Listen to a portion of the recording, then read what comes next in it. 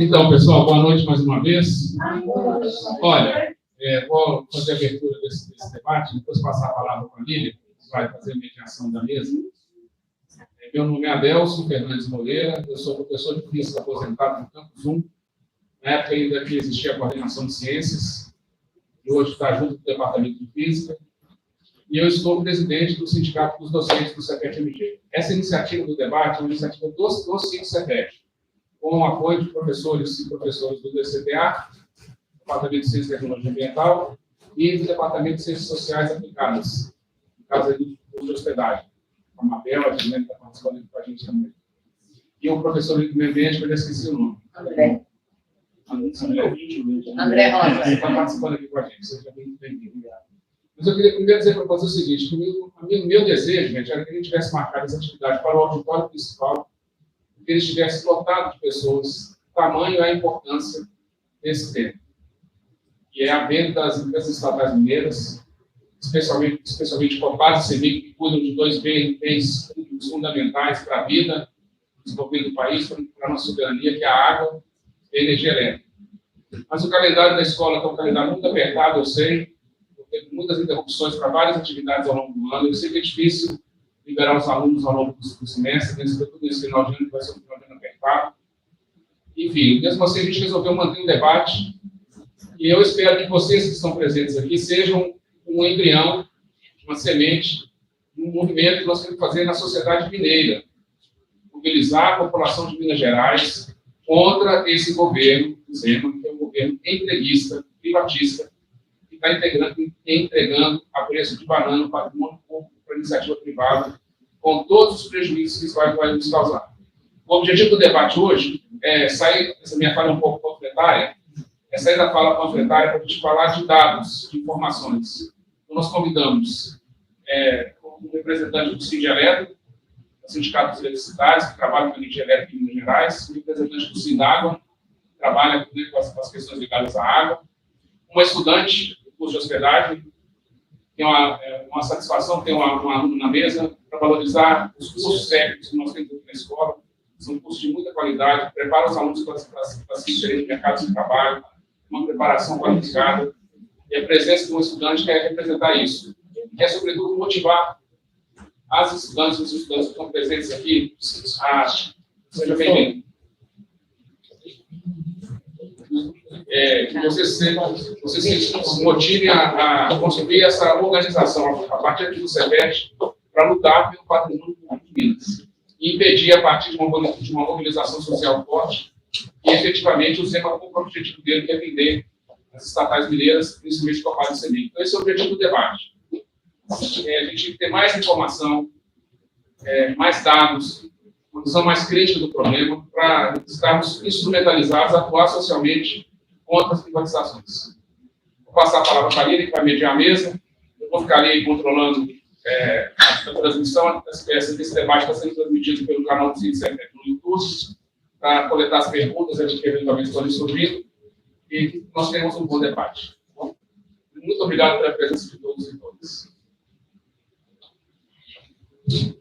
Boa noite a todos. Eu sou professora do DCTA, dos cursos técnicos e meio ambiente, engenharia ambiental, CEPET, vários alunos meus aqui. Eu trabalho na área de gestão de recursos hídricos, então esse assunto é muito importante para a gente. Acho que a Adelson falou um pouco do objetivo do evento, a gente ter dados, informações, sobre o que significa uma possível privatização, da CEMIG e da Copasa, pensando em aspectos sociais, econômicos e ambientais desse processo, Nós, como profissionais da área, temos que estar bem informados para poder levar essa informação, para todo mundo. Porque a água é um bem necessário à garantia da nossa vida. Então, quando eu falo de geração de energia elétrica no Brasil, de maneira geral, eu estou falando de água. O setor elétrico é basicamente baseado na gestão de hidrelétrica.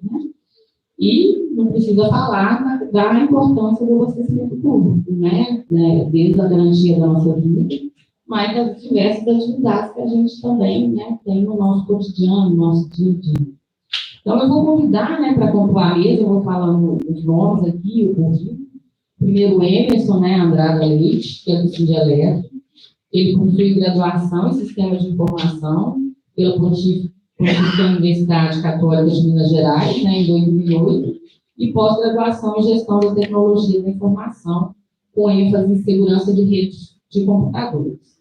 Atualmente, ele é técnico em manutenção de estações, né, da CEMIG, e coordenador geral do Sindicato Intermunicipal dos Trabalhadores da Indústria Energética de Minas Gerais, do Sindicato. A segunda fala, né, ele vai chegar um pouco atrasado, é do Eduardo Pereira de Oliveira, presidente do Sindicato dos Trabalhadores nas Indústrias de Purificação e Distribuição de Água em Serviços de Esgoto do Estado de Minas Gerais, o SINDAGO, ONG, e secretário de Meio Ambiente da CUT Minas. A terceira fala, né, vai ser da Ana Paula Ferreira Gomes, que é estudante do curso de hospedagem, né, convidada para compor a mesa aqui com a gente. A Ana Paula é professora de inglês e aluna do curso técnico de hospedagem e se interessa, né, por esse assunto, por a política de recursos hídricos, né. Cada debatedor vai ter 15 minutos, né, de fala. A princípio, a gente começa com o Emerson. Na sequência, seria o Eduardo, mas se o Eduardo ainda não tiver chegado, Ana Paula, aí a gente passa para você. Quem está assistindo no YouTube, já, né, à medida que o debate for acontecendo, pode enviar as questões, né, pelo YouTube. E os que estão aqui na sala, às vezes, fazer uma anotação aqui, só que como a transmissão, é importante que venha aqui na frente fazer essa pergunta, tá bom? Vamos ficar tímidos hoje, não. Vamos anotar aí as suas questões, as suas dúvidas, e trazer aqui, né, no momento, para a gente ter o maior número de informação possível.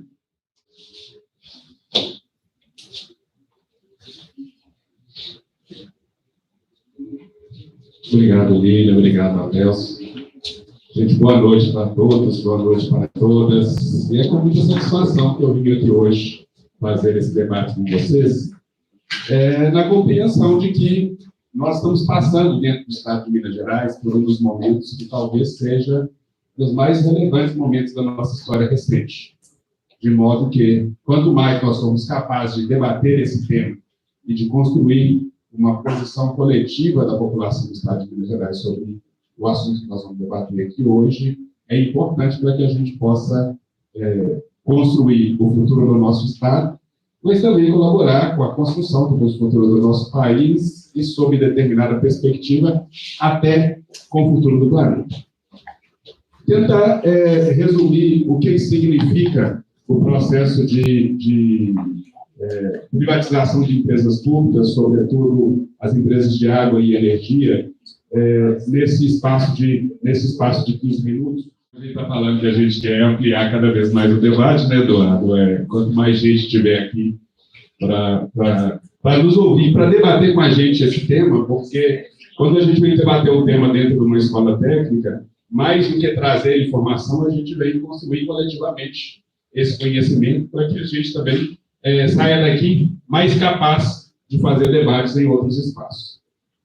Então, eu trabalho na CEMIG há 32 anos, e nesses 32 anos, e principalmente durante a parcela de minha história, onde eu estou na atuação da direção sindical, a gente precisa ter uma preocupação de compreender todos os aspectos que envolvem a geração, a transmissão e a distribuição de energia elétrica, para que a gente possa fazer um debate não só com os trabalhadores, mas também um debate com a sociedade. E é nesse sentido que causa para nós uma preocupação muito grande quando o governo do Estado de Minas Gerais propõe dentro da Assembleia Legislativa a venda das empresas públicas. Eu vou falar sobretudo no aspecto que diz respeito à CEMIG, que é o lugar que eu falo. Nós temos aqui também a posição qualificada do Eduardo, que vai falar para a gente um pouco também sobre a questão da água e do saneamento. No que diz respeito ao processo de privatização da empresa, também é importante a gente entender um pouco. O que acontece é que o Estado de Minas Gerais, diferente dos outros estados da federação, ele possui na Constituição Mineira algumas travas constitucionais que dificultam o processo de venda das empresas públicas. Isso porque, no passado, o governador Itamar Franco, que tinha um viés de governo que estava relacionado a uma visão estadista de governar, dentro desse viés do governador Itamar Franco, ele, percebendo que havia no Brasil um movimento de entrega das empresas públicas para o capital privado, para a iniciativa privada, o governador Itamar Franco coloca na Constituição Mineira, por iniciativa dele, uma emenda constitucional que cria duas travas constitucionais para a venda das empresas públicas mineiras, sobretudo as empresas de água e de energia. A primeira trava constitucional estabelece que para vender uma empresa pública mineira é preciso a aprovação da Assembleia Legislativa mediante o chamado quórum qualificado. Para uma votação de um projeto de lei qualquer é necessário um quórum simples. Então, se 50% dos deputados presentes na Assembleia votarem sim, 50% mais um projeto de lei é aprovado. Quando a gente fala de quórum qualificado, significa 3/5, portanto, 60% dos deputados precisa votar favoravelmente para que aquele projeto que exige um quórum qualificado seja aprovado. Então, para a privatização das empresas públicas, Copasa, CEMIG e Gasmig, é necessário 60% dos deputados. Hoje são 77 deputados na Assembleia Legislativa. A segunda trava constitucional é que, além do quórum qualificado, também é necessário um referendo. É necessário consultar a população mineira e perguntar para a população mineira, para todos os eleitores, todos os cidadãos e as cidadãs maiores de 16 anos, se eles concordam com a venda das empresas públicas em questão. Isso, na época, essa segunda trava constitucional, na época, foi considerada até um grande avanço sob a perspectiva da democracia, porque era exercer dentro do Estado de Minas Gerais um instrumento da participação direta. A gente está habituado no trato com as decisões governamentais, sempre exercer a democracia indireta, que é votar no deputado, votar no senador, votar num prefeito, e ele exercer o governo, a condução da coisa pública em nosso nome. Quando a gente faz ou um referendo ou um plebiscito, a gente está exercendo a democracia direta, e isso, naquela época, foi considerado um grande avanço. A diferença entre o plebiscito e o referendo é que, no caso do plebiscito, você consulta a população antes de promover a alteração da legislação. O referendo, você aprova a alteração da legislação e depois consulta a população se você concorda. Então, a diferença é só essa, de plebiscito para referendo. No plebiscito você consulta antes, no referendo você consulta depois. E por que o processo de privatização de uma empresa pública, tal qual a CEMIG, é tão danoso? E por que a gente fala que o Estado de Minas está aí na contramão ao privatizar? Afinal de contas, praticamente todas as empresas de energia elétrica do Brasil hoje são empresas privadas. A CEMIG, do ponto de vista das empresas públicas, ela é a maior empresa pública na área de energia que ainda não pertence à iniciativa privada, que ainda está nas mãos do governo. E por que a gente fala que está na contramão se praticamente o Brasil todo está fazendo, já privatizou as suas empresas públicas? Gente, dando continuidade, então, como eu dizia, no mundo inteiro, dentro do setor elétrico e também no setor da água e do saneamento, o que a gente tem percebido é um grande movimento no sentido de retomar para o poder público as empresas que na década de 80, década de 90 foram vendidas à iniciativa privada num movimento de liberalismo econômico que a gente teve naquele momento na história do mundo inteiro e que, neste exato momento, no mundo está tendo um recuo, sobretudo dentro dessas áreas. E isso está acontecendo porque o mundo inteiro percebeu que a privatização das empresas no setor de água e de energia não deu certo. E não deu certo por alguns fatores. Um dos fatores pelo qual não deu certo é porque o setor de energia elétrica é um setor que necessita de um investimento muito alto e com um planejamento econômico muito grande para que o setor funcione. A construção de uma grande usina de energia elétrica, ela demora de 5 a 10 anos. depois ela passa por um processo de mais 10 a 15 anos para começar a dar lucro. De modo que o investidor, para ele pensar em investir num sistema de energia elétrica, ele precisa pensar com cerca de 25 anos de antecedência. Ninguém faz planejamento, ninguém hoje no mercado financeiro faz planejamento financeiro com 25 anos de antecedência, porque hoje no mercado volátil de ações, onde a pessoa pode comprar uma ação hoje e revender ela amanhã já com um lucro exorbitantemente alto, esse planejamento nessa distância não é feito pelo mercado financeiro. Quem faz esse tipo de planejamento são órgãos governamentais, que financiam também as estruturas que são necessárias para que setores dessa natureza se desenvolvam, e é por causa disso que o capital financeiro, em geral, não se interessa por investir nos setores de produção e geração e transmissão de energia elétrica. O segundo problema é que nós passamos no mundo hoje por um momento que convencionou-se chamar de transição energética.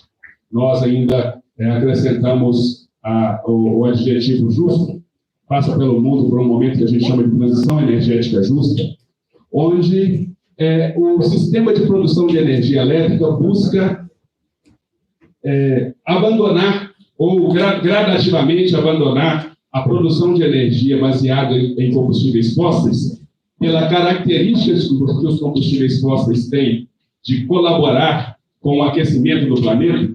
Não é à toa que nós estamos passando, nesse momento, por um dos períodos de maior aquecimento no Brasil. É uma consequência desse procedimento, que principalmente no último século, nós, seres humanos, decidimos que produziríamos energia para o desenvolvimento baseado em combustíveis fósseis, e hoje nós estamos pagando, no mundo inteiro, o preço por essa opção que foi tomada lá há 100, 150 anos atrás, e que hoje, de alguma forma, a população, a comunidade internacional, e, sobretudo, os governos, as nações, têm compreendido que é necessário dar um passo atrás e diminuir ou até mitigar com o passar do tempo, com o passar dos anos, o uso de combustíveis fósseis para passarmos a utilizar formas de energia mais limpa. Isso só é possível fazer se você tiver um planejamento muito sistemático que, pouco a pouco, vá retirando de atividade, vai retirando do foco da atividade econômica os combustíveis fósseis em detrimento para dar espaço à energia limpa. E é dessa forma que será necessário, nos próximos anos, que a gente reduza o consumo de gasolina, o consumo de derivados do petróleo em geral. Mas a indústria da gasolina e a indústria do petróleo é talvez a indústria mais rica do mundo na atualidade. De modo que você não vai convencer o mercado financeiro, a bolsa de valores, que a partir de agora eles têm que parar de investir em petróleo e passar a investir em painéis solares, cuja lucratividade também virá muito no futuro. Isso só é possível fazer se existir uma iniciativa governamental que promova a retirada gradativa dos equipamentos que consomem combustíveis fósseis e colocação de equipamentos que priorizam o consumo da energia elétrica limpa.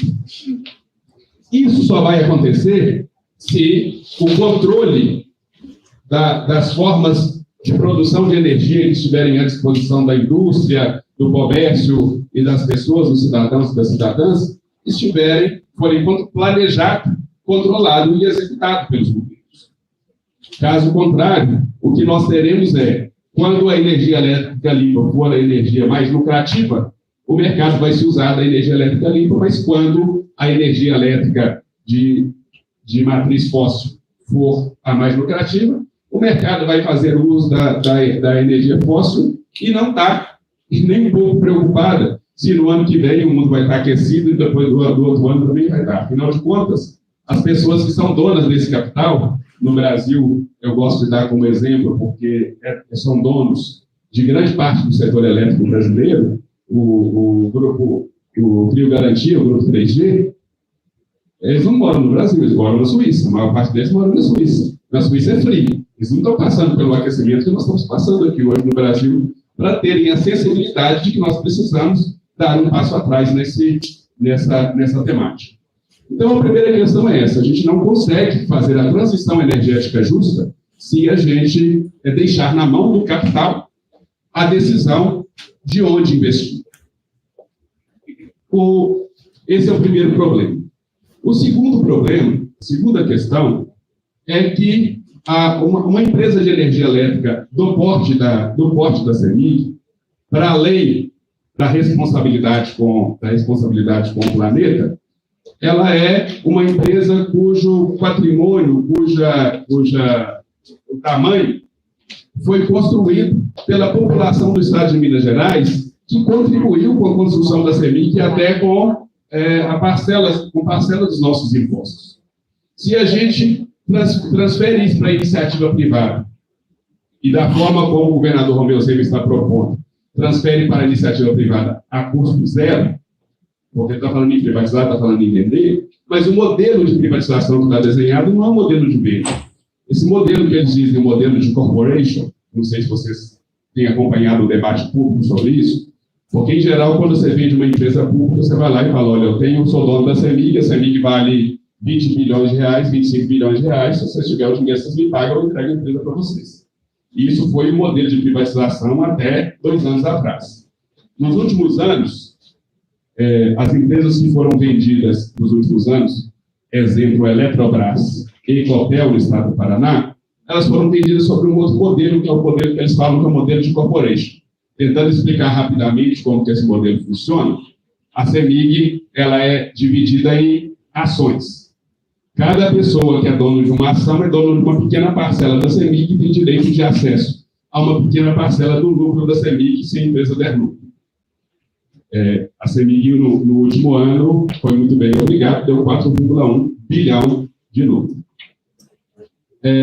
No modelo proposto de privatização, que foi o modelo que foi aplicado na Eletrobras e o modelo que foi aplicado na Copel, a empresa faz um aumento de capital. O aumento de capital ocorre quando a empresa ela é dividida, a propriedade da empresa é dividida em ações. Quem manda na empresa aqui tem mais de 50% das ações, no caso do estado de Minas Gerais. Aí vai ter gente que vai falar para vocês: mas o estado de Minas Gerais tem só 17% das ações. Isso é só uma meia-verdade, porque as empresas possuem 2 tipos de ações. As ações que dão preferência para o recebimento de lucros, e, portanto, são chamadas de ações preferenciais, e as ações que dão preferência para a participação no comando da empresa, essas ações são chamadas de ordinárias. Quem comanda uma empresa, sociedade anônima, é quem tem mais de 50% das ações ordinárias. Então, é isso que acontece. O estado de Minas Gerais tem mais de 50% das ações ordinárias, ele comanda a empresa. Os outros concordaram que eles vão participar do capital da empresa, mas somente com o recebimento de lucros. Então, o governo de Minas Gerais tem 17% das ações da empresa, mas ele tem 50% mais 50,09% das ações ordinárias e, portanto, comanda a empresa. É esse poder de mando de uma empresa que vale alguns bilhões, que está sendo oferecido ao mercado pelo governador Romeu Zema. Mas sobre qual metodologia, quando eu falo a respeito do modelo de corporation? A metodologia imagine vocês que a CEMIG tivesse apenas 100 ações no mercado. Então, juntaram 100 pessoas e cada uma comprou uma ação e ficou dona de uma parcela de 1/100º da CEMIG. Um jeito de aumentar, que a gente chama aumentar o capital da empresa. Então, se o governo do estado de Minas Gerais tem 50 ações, ele tem 50% das ações da CEMIG. Mas uma empresa de sociedade anônima, ela pode mudar a sua estrutura de capital, fazer um aumento de capital, colocando mais ações à venda no mercado. Então, se a empresa tem 100 ações, ela pode vender mais 20 ações no mercado. Quando isso acontece, a empresa vende mais 20 ações, cada uma das pessoas que possui a ação da empresa tem o direito de comprar a parcela daquelas 20 ações proporcionais à quantidade de ações que ela possui. Se o governo de Minas Gerais possui 50 ações das 100, ele tem, e vai vender mais 20, ele tem o direito de comprar 10. Mas ele precisa pagar, colocar esse dinheiro vai para o caixa da empresa e esse dinheiro é utilizado para poder reinvestir na empresa, no crescimento da empresa, na reestruturação da empresa, em novos negócios, investir em energia limpa, sei lá. Só que, no modelo que está sendo proposto, essas ações serão colocadas à venda no mercado, mas o próprio governo de Minas Gerais já está dizendo: nós vamos fazer um aumento de capital, mas eu não vou participar. Significa que aquelas 10 ações que o governo tem direito a comprar não serão compradas pelo governo e serão vendidas no mercado. Quando aquelas ações forem vendidas no mercado, a CEMIG passará a ter 120 ações no mercado, mas o governo de Minas continua a ter 50 ações. Portanto, ele passará a ter menos de 50% das ações da empresa. E, nesse momento, embora o governo não tenha recebido um centavo no caixa, porque o dinheiro foi para o caixa da CEMIG e vai ser utilizado no reinvestimento em prol daqueles que compraram as ações, o governo de Minas Gerais não recebe um centavo e a gente deixa de ser proprietário da maior empresa de energia elétrica integrada do Brasil, uma das maiores da América Latina e uma das maiores do mundo. Então, é isso que a gente fala assim, entreguismo elevado ao extremo, numa perspectiva de que eu sou proprietário de algo e eu, sem nenhuma contrapartida, entrego aquele algo para a iniciativa privada, para um outro ente, para uma outra pessoa qualquer. E aí, nesse sentido, às vezes as pessoas me perguntam: mas você não acha que seria bom se federalizasse a CEMIG, entregasse para o governo federal? Sob essa perspectiva também não, porque ela pertence a nós, povo mineiro. Fomos nós que construímos, fomos nós que contribuímos para que a empresa se tornasse a empresa do tamanho que é. Fomos nós que pagamos por isso.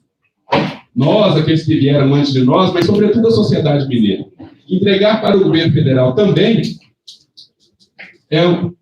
pode ser uma forma de garantir a primeira coisa que eu falei, a transição energética justa, mas não é uma forma de garantir ao povo mineiro que tenha soberania sobre aquilo que o povo mineiro fez. E o terceiro aspecto, eu estou fazendo um resumão aqui, gente, de um assunto que é extremamente complexo, mas que eu estou tentando tornar um pouco mais simples pelo tempo. E o terceiro aspecto é o impacto que isso vai provocar para cada cidadão e para cada cidadã mineira que consome energia elétrica. E de que forma que esse impacto virá? Primeiro, porque as pessoas que compram ações da empresa querem o lucro o mais depressa possível. Você tem duas formas só de aumentar a lucratividade de uma empresa, e quem aí é empresário ou trabalha com administração, você vai saber do que eu estou falando. Uma empresa que oferece um produto ou um serviço, ou ela diminui o custo para produzir aquele produto, ou ela aumenta o preço. É matemática básica, não precisa ser gênio de economia para entender. Se a empresa reduzir o valor que ela usa para poder colocar aquele produto na prateleira, ou colocar a energia elétrica nas nossas tomadas, de que forma que eu reduzo? Reduzindo o pessoal, reduzindo em tecnologia e, portanto, reduzindo na qualidade da energia elétrica. É por isso que nos estados onde a energia elétrica é privatizada há muito tempo, tem um exemplo recente no estado de Goiás. O estado de Goiás teve parcelas da população que chegaram a ficar até 15 dias sem energia elétrica depois do processo de privatização. Porque a empresa que adquiriu a CEL, que é a Companhia Elétrica de Goiás, ela faz o cálculo matemático. Olha, manter uma equipe aqui para garantir que a energia elétrica será restabelecida prontamente custa tanto. Se eu não o fizer e a pessoa ficar sem energia elétrica, a Agência Nacional de Energia Elétrica vai me multar em tanto. Eu faço uma conta. Se a multa ficar mais em conta do que deixar as pessoas sem energia, eu vou deixar elas sem energia. Porque se o meu compromisso é com a lucratividade, eu vou deixar as pessoas sem energia. É o primeiro aspecto, e isso aconteceu em Goiás, e isso aconteceu também no Amapá, no meio da pandemia. Hospitais, postos de saúde ficaram sem energia elétrica durante 30 dias, tem locais que ficam há 30 dias no meio da pandemia. Então, o primeiro aspecto é esse. O primeiro aspecto é o da redução na qualidade do serviço. E o segundo aspecto do impacto direto com a população é relacionado ao aumento do custo da energia elétrica. Porque a empresa, uma vez privatizada, o que ela vai fazer? Eu quero aumentar a lucratividade, eu vou diminuir o custo. E eu vou aumentar o preço. Então, as empresas vão aumentando gradativamente o preço, enquanto isso for possível, e fala assim que é um mercado regulado, mas quem propõe os novos preços para a Agência Nacional de Energia Elétrica é a própria empresa. E a agência avalia e verifica se é conveniente ou não aumentar os preços. Mas as empresas também agem com chantagem. Hoje, nesse momento, nós estamos assistindo, quem acompanha o mercado de energia elétrica está assistindo um episódio de chantagem cometido pela Light, a empresa de energia elétrica do Rio de Janeiro, que, por sinal, tem a sua administração nas mãos do Carlos Alberto Sicopira, que é um dos 3 indivíduos que eu falei com vocês do trio 3G, trio Garantia, que é dono da maior parte do setor elétrico do Brasil. E a Light, ela, depois deles terem feito distribuição de juros e dividendos, de lucros e dividendos até não poder mais, eles agora informaram para o governo federal que, se o governo não der nesse ano um reajuste de 25%, a Light vai entrar em situação de insolvência e eles vão devolver a concessão para o governo federal. Então, é assim, você exaure todo o capital da empresa, você quebra a empresa e depois que a empresa está quebrada, você entrega ela para o governo federal. O governo federal é obrigado a garantir o fornecimento de energia elétrica para a população, vai pegar a Light, vai sanear a Light de novo, vai colocar a Light funcionando de novo, e daqui a alguns anos nós vamos falar de novo que a empresa pública não funciona nas mãos do governo, tem que privatizar. Então fica nesse vai e vem. Privatiza quando está dando lucro e reestatiza quando passa a dar prejuízo. Nós estamos assistindo isso também acontecer em várias das concessões de estradas no Brasil. Várias estradas que receberam concessão durante o governo Fernando Henrique Cardoso, as empresas tiveram uma obrigação de duplicar as estradas e aperfeiçoar as estradas num período de 30 anos. A concessão está vencendo e eles não fizeram o dever de casa, agora eles estão devolvendo essas estradas para o governo federal. Agora o governo federal pega as estradas, duplica, e depois que a estrada estiver duplicada, eles vão falar que só funciona bem se estiver na mão da iniciativa privada, teremos que privatizar e cobrar pedágio das estradas. Essa mesma dinâmica é o que está acontecendo no setor elétrico hoje. Eu não tenho dúvidas de que, a julgar pelo movimento que acontece no mundo inteiro, o setor elétrico brasileiro, num período próximo, será reestatizado. Mas, nesse processo, até que esse processo de reestatização ocorra, nós já teremos perdido muito, porque, tendo a oportunidade de manter nas mãos do poder público esse importante patrimônio, a gente preferiu entregar ele para a iniciativa privada, tal qual está acontecendo aqui no mundo, e tal qual o governador Romeu Zema está tentando fazer em Minas Gerais. É por isso que nós estamos aí, dentro do possível, buscando fazer o debate com a população, tentando explicar essa situação, debater, ouvir opiniões diferentes, opiniões contrárias, mas sairmos, a partir desse debate, com uma compreensão melhor do que está sendo construído no estado de Minas Gerais, para que a gente possa, dentro das comunidades, dentro dos locais onde a gente está, interferir de modo a garantir que o interesse, o melhor interesse da população mineira seja cumprido. É com muita satisfação que eu vim fazer esse debate aqui dentro de uma escola, porque, de fato, é da escola que sai o conhecimento e a capacidade de intervenção dentro da sociedade, para que a sociedade mude de fato. E a gente também, que já está nessa luta já há mais tempo, já está com as barbas brancas, com os cabelos já caíram, quando a gente tem a oportunidade de fazer isso com a juventude, para mim, especificamente, é uma circunstância de muita satisfação, de muita felicidade. Vou ficar à disposição para debate, para esclarecimentos. Não se preocupem de fazer, ele é sindicalista, eu não vou perguntar isso não, que ele pode ficar ofendido. Não fico ofendido, estou disponível e disposto para o debate, porque eu acho que é assim que a gente, de fato, constrói uma sociedade melhor. Obrigado, gente.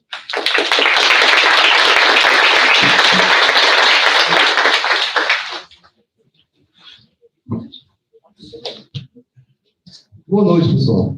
Boa noite. O que eu faço depois dele? Uma tarefa bem complicada para mim, né? Eu prometo aqui não falar de privatizações. quer nem saber se a Copasa vai ser privatizada, se a Selig vai ser privatizada. Eu quero tentar conversar com vocês aqui sobre sustentabilidade. Eu fiz um curso técnico em ambiente e eu te confesso que eu demorei a entender o que é sustentabilidade. Muito, mas muito mesmo. O professor falava para a gente assim, ó, o que é sustentabilidade? O que é, professor? Tem um tripé, tem que ter um equilíbrio entre a questão econômica, social e ambiental. E muitas perguntas tinham no andamento das aulas, e o professor repetia sempre o que era sustentabilidade.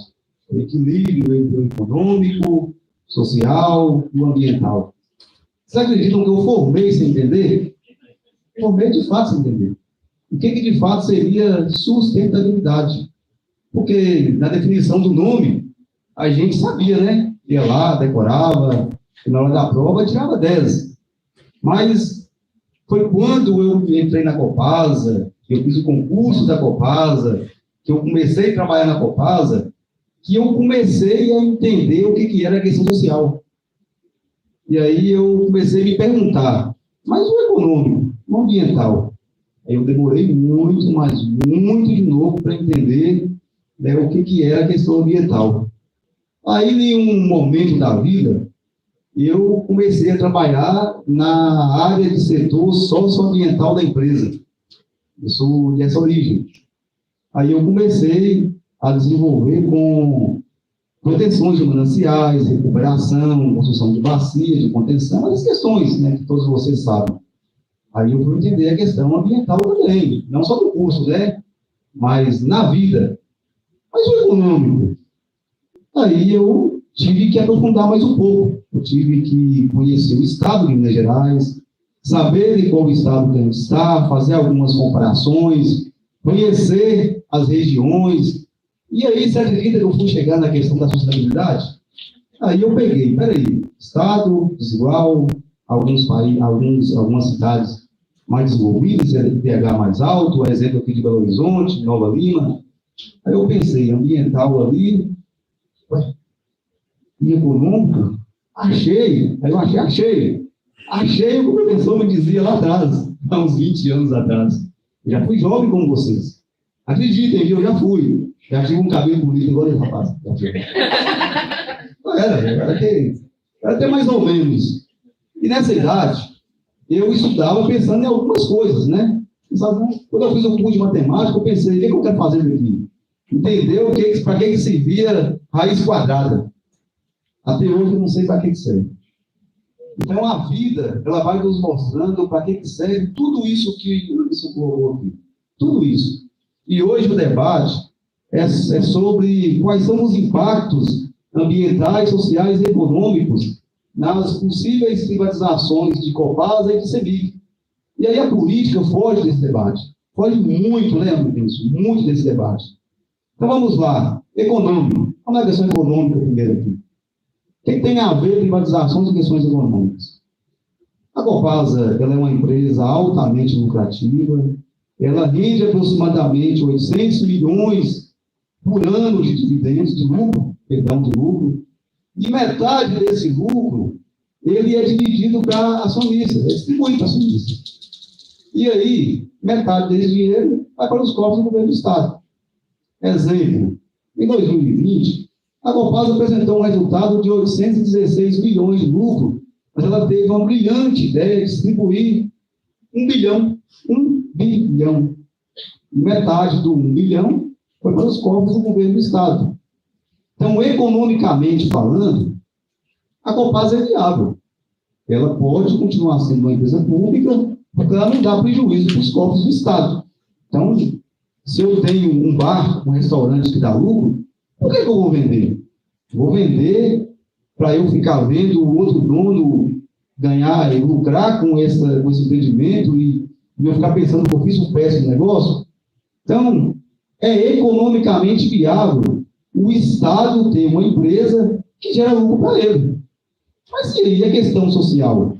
Vocês observaram que eu tenho um sotaque diferente? Eu tento falar que eu sou daqui de Belo Horizonte. Eu tento falar. Mas aí o pessoal vai lá e fala, você está mentindo. Não é daqui não, você deve ser baiano. Eu converso um pouco bolado, né? Mais ligeirinho. Mas eu sou lá da região do norte de Minas, do Vale de Jequitinhonha, aquela região carente que eu estudava lá nas aulas de geografia, que falava que era uma região esquecida. E aí foi convivendo também, a vida me ensinou que essa carência, de fato, ela existe. Se vocês lerem, como já leram várias vezes, vocês vão perceber que Minas Gerais é um estado muito desigual. Emerson falou isso aqui. Nós somos um estado com o maior número de municípios. São quantos municípios? 853.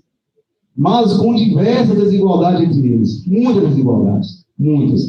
Nós temos aqui Nova Lima, que é a cidade que lidera em termos de IDH, Belo Horizonte, que é a segunda. Mas tem as piores lá na região do norte de Minas e Vale de Jequitinhonha.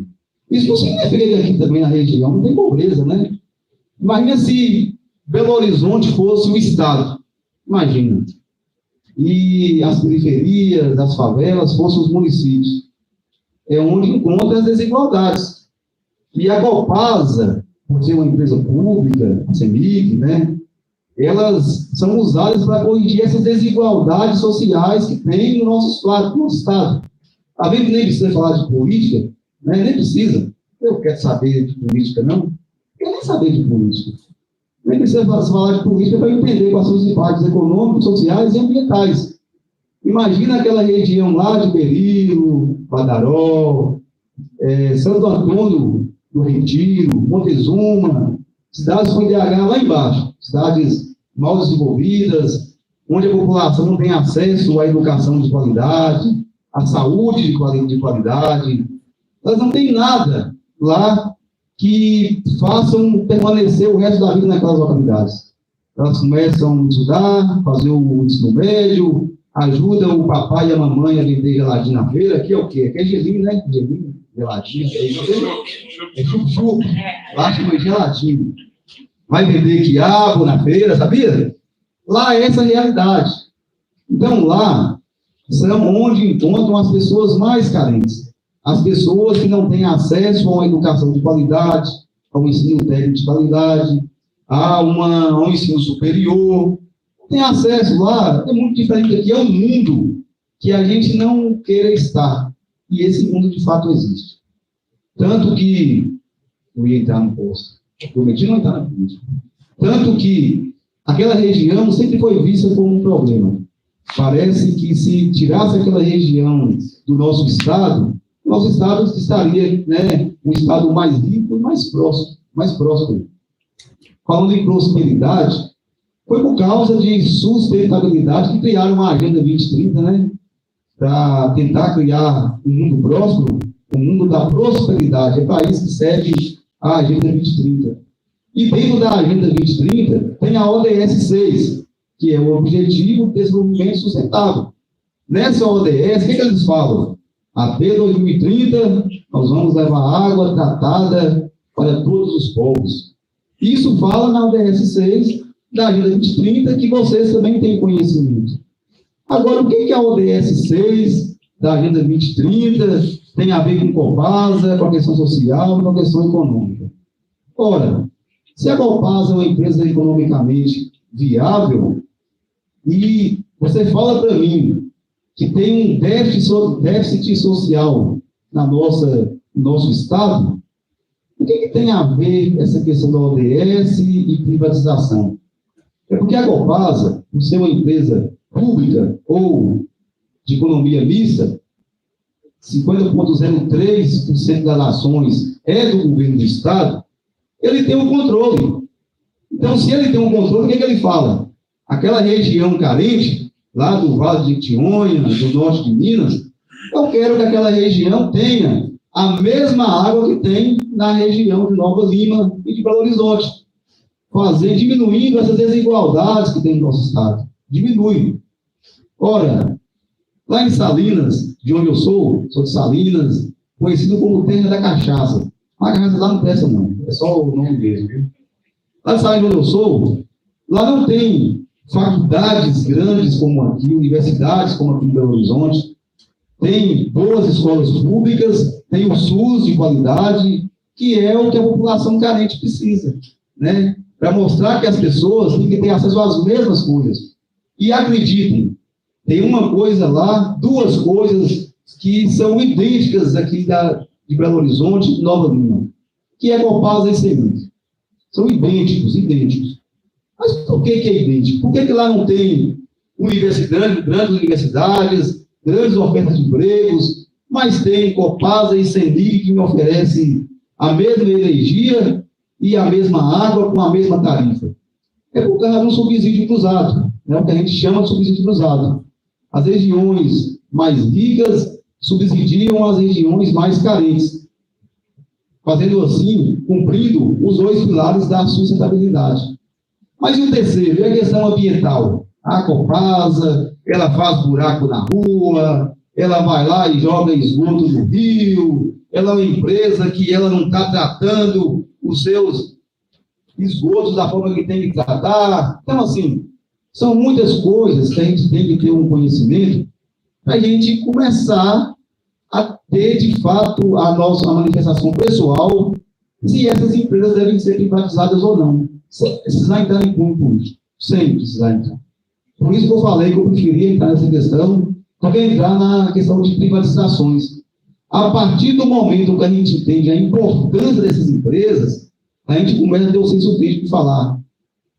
Eu acho que aquele rapaz lá da Bahia, que falou que é do norte de Minas, está certo. Ou está errado. Tudo que ele falou aqui não serve para nada.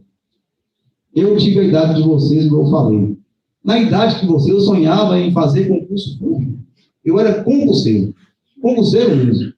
Já imaginou se não existisse Copasa, Semig, Correios, educação, né, saúde pública? Já imaginou? A gente ia estudar para quê? Não estou falando que não deve estudar. A gente ia estudar para quê? Só para exercer a profissão do qual a gente está estudando? Eu quero fazer engenharia, eu quero ser engenheiro. Eu quero fazer enfermagem, eu ser enfermeiro. Você não gosta de ambiente, não quer ser técnico ambiental. Então, não existe esse tanto de oportunidade para todos, né? Então, são cursos públicos, economicamente, servem para isso também. Para tentar distribuir melhor a renda. Então, para isso. A questão ambiental. A Copasa joga esgoto do rio. Muito. Eu sou um crítico dela. Sou um crítico da Copasa. Mas, muitas das vezes, o efluente que é jogado no rio, ele é tratado. Mas ele nunca vai deixar de ser um esgoto. Porém, ele é tratado. Então, é um nome diferente, é um efluente tratado. E as pessoas, elas confundem um efluente tratado com uma água limpa, potável. Isso não existe em lugar nenhum do mundo. Até porque saneamento é uma coisa muito nova, né? Muito nova o saneamento. Começou o saneamento lá no Rio de Janeiro, quando o pessoal estava transitando por lá, levando o nosso olho daqui, e aí descobriu que precisava fazer alguma coisa. Tirar o esgoto daqui e levar para outro lugar. Não compensa falar, porque eu demoraria 1 hora para explicar isso aqui. Então, enfim, né? Existem resoluções, existem legislações que regulamentam a questão do saneamento. Assim como também existem leis que regulamentam também como que funciona uma questão do saneamento. Belo Horizonte tem a Copasa aqui por algum motivo. Assim como também lá em Salinas existe a Copasa por algum motivo. A responsabilidade do saneamento, o titular é o município. Ele é titular para fazer o saneamento, ele é responsável por isso. Agora, ele pode fazer através de um SAAI, uma autarquia municipal, um DEMAI, qualquer autarquia que ele fizer no município, ou também pode passar por um terceiro, fazendo o quê? Licitação. Ou poderia sentar junto com o Estado e fazer um contrato, que chama contrato de programa, e colocar a Copasa para dar um socorro naquele município, porque o município não deu conta mais. Daí a importância da relação dos entes federados, né? Entre Estado, município, e colocar o povo no ouvido disso aí. Porque o povo, ele não tem culpa de morar em cidades desiguais, de morar em favelas, em morar em periferias, não tem culpa disso. Mas ele tem direito de ter o acesso à água tratada. Ele tem direito de tirar o esgoto que está jogando aqui, e ser lançado para outro lugar, e tratar também de devolver para os nossos mananciais de novo. Porque se a gente retirou, Nós temos que devolver em condições que o rio dá continuidade de fazer aquele tratamento natural que ele sempre fez, né? Alguém aqui sabe a importância do tratamento de esgoto? Qual é a importância? Por que existe o tratamento de esgoto? A água a gente sabe, né? Não nasce na torneira, então posso evitar de falar isso aqui. Mas o esgoto, ele tem uma importância muito grande no tratamento. O rio faz esse tratamento. O rio faz isso. Se jogar um esgoto aqui in natura, daqui 20 quilômetros, dependendo do volume da vazão do rio, ele vai estar tratado. As empresas de saneamento, elas simplesmente aceleram esse tratamento. Elas aceleram, né? Através de reatores, levantadores e tal, enfim, um monte de processo, seja primário ou secundário, mas eles aceleram esse tratamento e lança de novo no rio tratado, mas o rio tem que ter a capacidade de depuração para continuar esse tratamento, para que outras pessoas lá embaixo possam usar essa água. Então é assim que funciona. Se a água é importante, é um direito constitucional, mas já foi tratada com 192 países que criaram essa Agenda 2030 e que mostraram a importância, tanto que criaram a ODS 6, prometendo água tratada para todos os povos até 2030, por que ela tem que ser privatizada? E aí que vem a pergunta final. Quando a gente entende da importância da questão econômica, social e ambiental, por que tem que ser privatizada? Ah, mas você não respondeu ainda a questão ambiental. Ele não respondeu que a Copasa fica jogando esgoto no rio lá e tal. Nas entrelinhas eu respondi. A Copasa trata. Mas quando tem alguns lançamentos que não são tratados, ela tem que tratar, tem que investir. Tem que deixar de entregar dinheiro para acionistas e investir no saneamento. Coisa que nos últimos anos foi esquecida. Isso aqui foi esquecida. Ah, mas você quer entrar no político de jeito nenhum. Eu não venho, isso não tem como ele só para entrar no político, né? Sou proibido de fazer isso. Detesto fazer isso, discutir a política ou cidade de saneamento. Mas, se a gente entender por que motivo que a Copasa foi criada, e a gente entender a questão econômica, a questão social, nós vamos entender com detalhes da questão ambiental.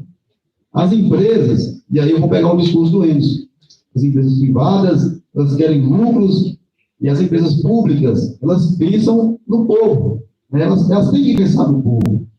Então, a Copasa, ela não pode ser uma empresa que tem que gerar lucro, mas ela gera porque ela é uma empresa de economia mista. Ela tem que gerar um lucrozinho ali para ser acionista. Se ela fosse uma empresa 100% privada, ela iria focar mais no lucro e esquecer das questões ambientais e esquecer do povo. Ou seja, quebrando uma perninha aí dos pilares da sustentabilidade. Então, a Copasa, não sou representante da Copasa, sou representante do povo. Tanto que eu sou licenciado tem 5 anos. A Copasa tem um programa que chama Pró-Mananciais. É um programa socioambiental de recuperação e preservação de águas onde a Copasa opera. Ela pega 0,5% de sua receita e investe nos mananciais de água operados pela Copasa. Será que uma empresa privada faria isso? A Copasa plantou mais de 1 milhão de mudas de plantas no ano passado. Fizeram milhares de cercamentos de nascente, fazendo proteções, mas ninguém vê isso. Acaba que isso fica escondido, né? Para talvez mostrar uma falsa percepção de que a Copasa é uma empresa que ela realmente danifica o meio ambiente. Não é uma empresa sustentável. Mas, infelizmente, são discursos que a gente acompanha, que a gente vê, que não condiz bem com a realidade. Mas isso não significa que ela não cometa crime ambiental. Isso não significa que ela não faça serviço mal feito na rua. Não significa que ela tem que melhorar. Não estou falando nada disso. Estou falando que, assim, como a Coca-Cola tem, às vezes, gás de mais ou gás de menos, a Copasa se também uma hora, você pode ter também um pouquinho de gás acima ou a menos também. Essas ineficiências, elas existem em qualquer empresa mesmo, dada a importância pelo qual ela foi criada. Você vai para a sua empresa pública, que vai olhar para o povo e a questão social, a questão ambiental, ou se vai ser uma empresa privada que vai gerar um lucro. E aí, finalizo, para não ficar longo, porque é longo esse debate.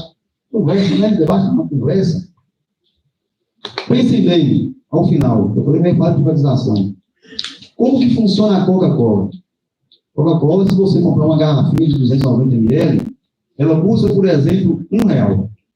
Mas se você comprar uma Coca-Cola de 2 litros, que vai dar ali 8 vezes mais, vai custar R$3. São exemplos de matemática, para ficar fácil. Por que se eu comprar mais, eu vou ter que pagar menos? Né? A lógica do mercado. A privatização, o que ela faz? Se eu quero ter lucro, eu quero que você consome mais. E eu vou incentivar, fazendo você pagar menos. Essa é a lógica do privado. A gente conhece onde estão todas as empresas privadas no país, onde tem as públicas e onde tem as 100% públicas, que são as autarquias municipais, ICMAs e tal, ISAAs. As empresas públicas, elas dificultam que a população gaste mais do que precisa. Quanto mais você gastar, mais você vai pagar. Quanto menos você gastar, você vai ter uma tarifa ali para te subsidiar, tarifa social. Então, não incentiva o consumo. Imagina comprar uma empresa privada, tome água e você vai ter tantos por cento de desconto, a cada 30 mil litros de água que você tomar e tal. É assim que funciona a lógica do mercado, infelizmente. Então, assim, não precisamos entrar na questão política para entender a importância dessas empresas, para corrigir as desigualdades sociais, para que a gente preserve o nosso meio ambiente e para que elas se tornem e continuem sendo essas empresas sustentáveis pelas quais elas foram criadas. Obrigado e fica aberto à nossa conversa.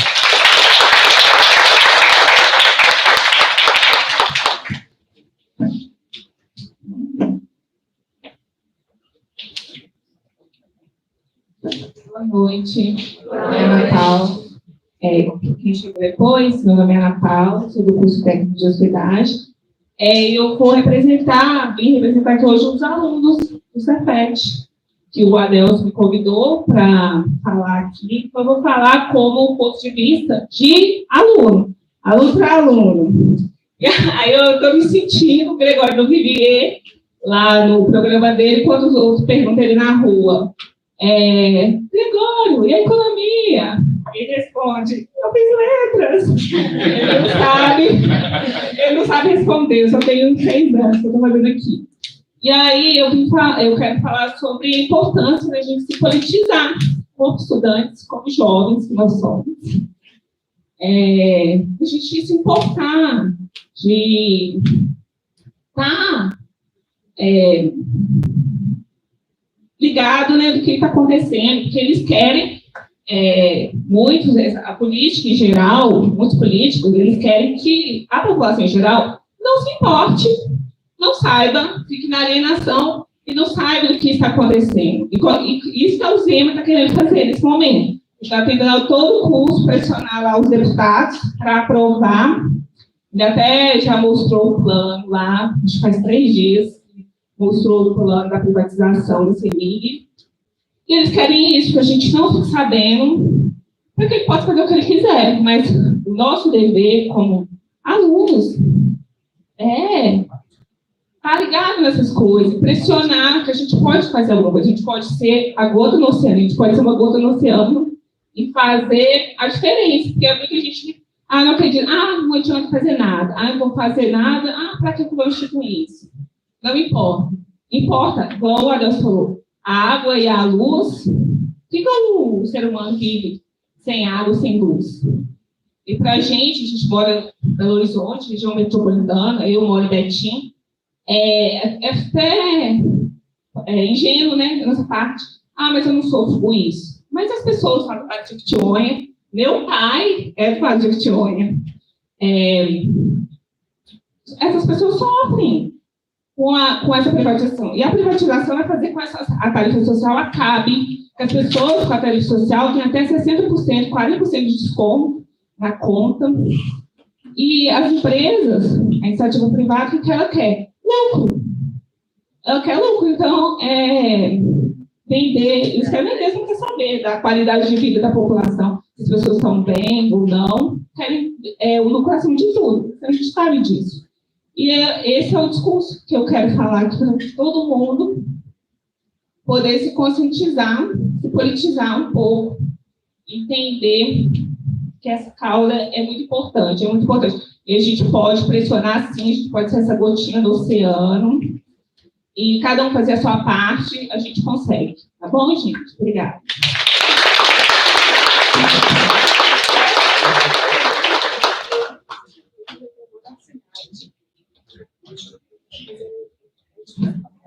Eu queria ver primeiro, acho que a gente pode ter algumas questões já do chat, né? Mas ver se alguém quer fazer alguma questão, que está participando aqui, quer colocar aqui alguma questão.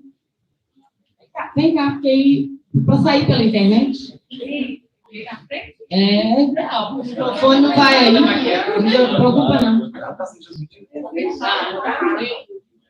Vai driblando aí.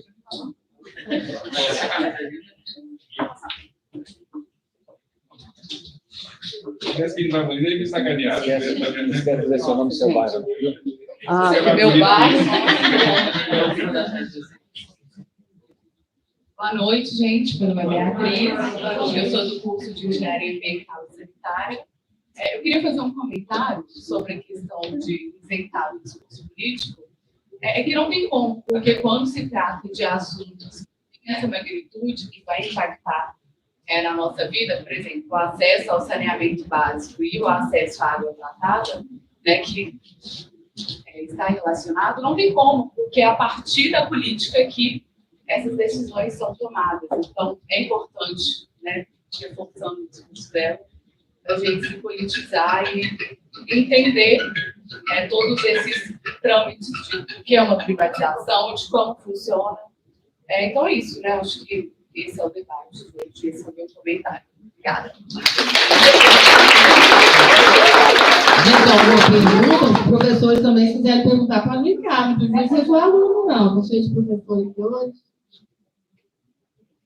Bom, enquanto a Isis pensa, eu vou fazer a pergunta aqui. O Oswaldo, ele fez alguns comentários no chat, né? E aí, bom, vamos ver se foi direcionado. Eu acho que é para as duas, né? Eu acho que vocês dois, cada um pode falar um pouco, né? Ele coloca o seguinte: para todo cidadão de Minas Gerais que não tem opção de escolher um prestador de serviço, a não ser a Copasa ou a CEMIG, existem muitas reclamações, né, em função de serem somente, a princípio, possível. Né? Talvez até interessante explicar como é que funciona essa escolha, né? Porque a gente sabe que é possível, sim, né? Mas é bom esclarecer. A má gestão e a utilização dessas estatais como meio de garantir cargos muito bem remunerados para as políticas, entendi, né? Essas políticas eu não entendi, se é pelos políticos, né? Os políticos, deve ser. Deve ser. Então, deixa eu reformular. A má gestão e a utilização dessas estatais como meio de garantir cargos muito bem remunerados, né, para políticos, e tira a credibilidade da administração pública nesse caso. Daí o clamor de boa parte da sociedade por uma administração diferente. Eu não sei qual dos dois quer começar, mas a questão é o seguinte, de não haver possibilidade, né, de ter um prestador diferente, que não Copasa e CEMIG, e a questão dos grandes salários, né, e do uso político, né, para escolher os cargos. Boa noite, Oswaldo. Boa noite a todos e a todas que nos acompanham aí pelo YouTube. Quando a gente fala a respeito de fornecimento de energia elétrica, de água e de gás, nós temos uma situação que a economia convencional chama de monopólio natural. O monopólio natural ele existe porque determinados padrões de infraestrutura que são necessários para levar determinados insumos na casa das pessoas são inviáveis de você ter múltiplos prestadores fazendo o mesmo trabalho. Então, você imagina, por exemplo, se a gente tivesse que ter nas ruas 4 empresas de energia elétrica e nessas empresas você tivesse 4 diferentes serviços de posteamento para levar energia elétrica até a casa das pessoas. Nós vamos lembrar, vocês são bastante jovens, mas a gente que já está um pouco mais maduro vai lembrar que a telefonia ela foi um monopólio natural, até que, com o avanço da tecnologia, mudou-se a forma de levar a telefonia até a casa das pessoas, não precisa mais de fio, e agora é possível você ter 4, 5 empresas de telefonia no mesmo espaço. Mas quando a telefonia era por fio, ela também era um monopólio natural. Nesse sistema de monopólio natural, é normal que em alguns países, e isso está chegando pouco a pouco no Brasil, crie um sistema de regulação que te oferece a alternativa de comprar a energia elétrica a longo prazo por um preço mais baixo, tornando a distribuidora de energia elétrica, na prática, apenas uma fornecedora do caminho. Você poderá, dentro de um espaço curto de tempo, comprar energia elétrica ou da CEMIG ou de um produtor de energia solar que está lá no Vale de Jequitinhonha, que é um lugar que tem uma quantidade de sol e de energia natural a partir do sol, da radiação do sol, excelente para esse tipo de produção. Mas isso vai provocar com que algumas pessoas tenham, na compra da energia elétrica, um ganho de preço. Hoje, isso já existe, e a partir de um determinado padrão de consumo, uma quantidade de energia elétrica que você consome, você já pode escolher para quem é que você paga a sua energia. No entanto, isso não influencia num dos fatores mais importantes, que é a qualidade da energia elétrica, porque a qualidade está vinculada ao transporte e não à produção. De modo que, se a pessoa que te fornece energia elétrica, seja ela solar, ou térmica, ou gerada por matriz térmica ou eólica, a usina desligar, as outras usinas vão suprir aquilo através, vamos dizer lá, da energia hidráulica de uma outra matriz qualquer. E a pessoa vai continuar tendo a energia. Então, na prática, esses sistemas, eu sou bastante crítico desses sistemas, porque eu entendo que eles servem para simular um processo de competição, quando, na prática, o fornecimento da energia elétrica é feito a partir da empresa que liga a energia elétrica na sua casa, e ela que é responsável por garantir a qualidade da energia elétrica que chega. Então, qualquer sistema que for um monopólio natural, enquanto assim for, a gente ficará refém da empresa que fornece, sendo ela pública ou sendo ela privada. Agora, no que diz respeito à utilização política das empresas de energia elétrica, isso traz para mim até uma questão curiosa, porque o governador Romeu Zema se elegeu criticando a utilização política das empresas de energia elétrica. Eu não posso falar da Copasa, das empresas públicas. Eu não posso falar da Copasa. Mas a CEMIG nunca foi tão explorada politicamente quanto ela tem sido hoje. Porque até antes da eleição do Zema, existia uma regra que, para você ocupar cargo na hierarquia da empresa, você precisava, sim, de ter a benesse do seu superior hierárquico, mas você precisava ser concursado. Então, pelo menos para entrar na CEMIG, havia um filtro de igualdade que colocava todas as pessoas no mesmo patamar de competição. Hoje, o governador Romeu Zema estabeleceu que para você exercer um cargo, e não sabe-se lá Deus de onde que ele tirou essa regra, que para exercer um cargo de gestão da CEMIG, você pode ocupar 40% dos cargos de gestão com aquilo que é chamado de... esqueci o termo técnico. Mas ele mesmo nomeando no mercado, ele escolhendo a pessoa no mercado para poder trabalhar dentro da CEMIG.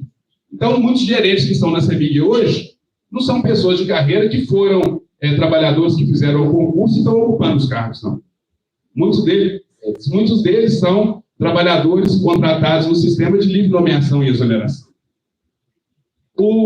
A transformação da empresa em iniciativa privada, ela não deixa de ser apropriada politicamente, tal qual muitas vezes acontece com uma empresa pública, não. Isso passa a ser oculto dos olhos da população. Não tem mais imprensa tomando conta, não tem mais.